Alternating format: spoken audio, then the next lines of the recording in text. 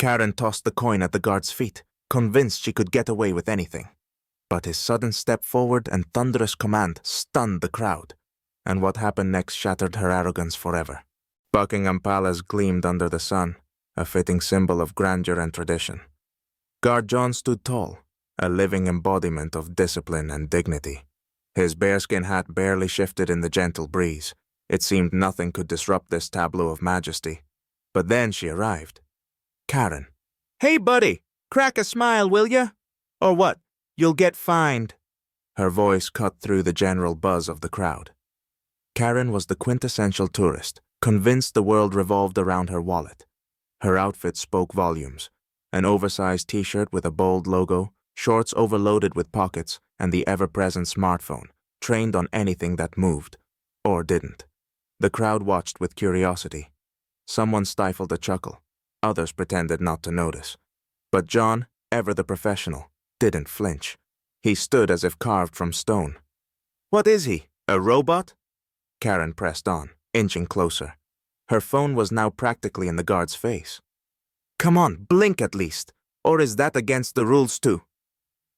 Spectators began whispering among themselves. "Is she for real?" a man in a suit murmured to his companion. "Looks like she doesn't own a mirror," the woman replied, her gaze fixed on Karen, who had now crossed the white line separating the guard from the public. "We all know the guards aren't part of the show, but this lady? You might think." Indeed, that seemed to be the unspoken sentiment among everyone except Karen.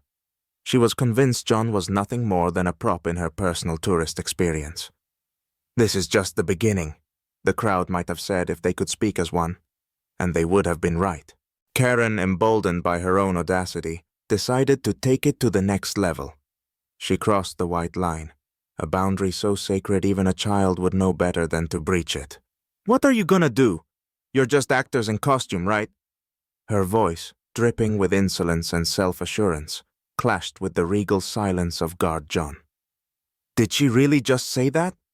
was the collective thought of anyone with even a shred of respect for tradition.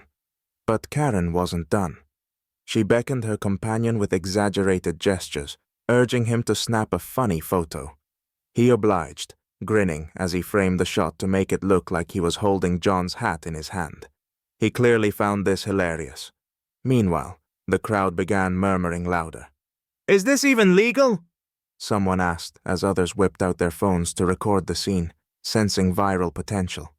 But John, the embodiment of discipline, remained unmoved.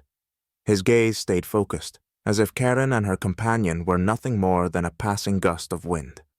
For a moment it seemed he was made of marble, not flesh and blood. "That guy's patience is saintly," an elderly tourist quietly remarked, watching the spectacle unfold. Karen, however, didn't know when to quit. "Come on, blink already, or can't you guys do anything?" Her taunts grew louder, grating even on those who had initially watched with mild amusement. "Does she realize this isn't a circus but actual service?" someone from the crowd muttered. Another tourist chimed in, loudly. "These guards are real soldiers, not clowns for your TikTok." But Karen remained undeterred, laughing as if the entire scene was her private show.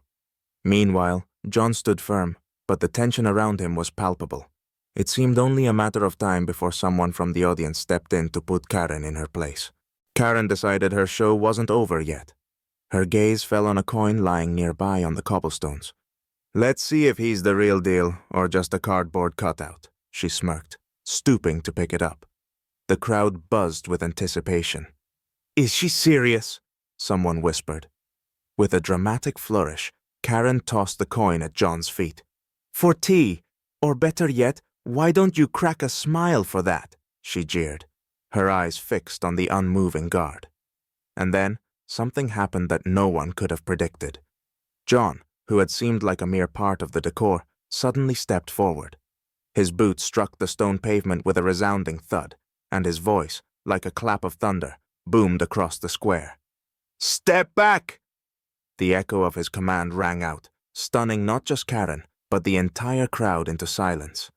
Smartphones, which a moment ago were recording Karen's antics, now focused on her stunned expression. Karen stumbled back a couple of steps, her smug grin wiped clean off her face. "Hey, you're seriously mad? It was just a joke," she stammered, but her voice lacked its former bravado. The crowd came alive. "Serves her right," someone shouted from the back. "Show some respect," another voice chimed in. Even her companion edged away, clearly unwilling to share in her embarrassment. John, meanwhile, returned to his post. His face resumed its serene composure, but the slight tension in his shoulders betrayed that his patience had been pushed to the limit. "That guy's made of stone. Give him a medal already," was likely the thought on everyone's mind. A moment of silence hung in the air. Then the crowd erupted into applause. They were firmly on the side of the guard.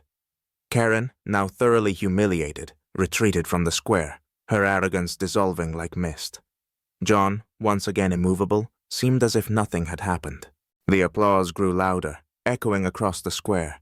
Someone called out to Karen, "This isn't a show, it's a tradition." Her confidence melted away entirely.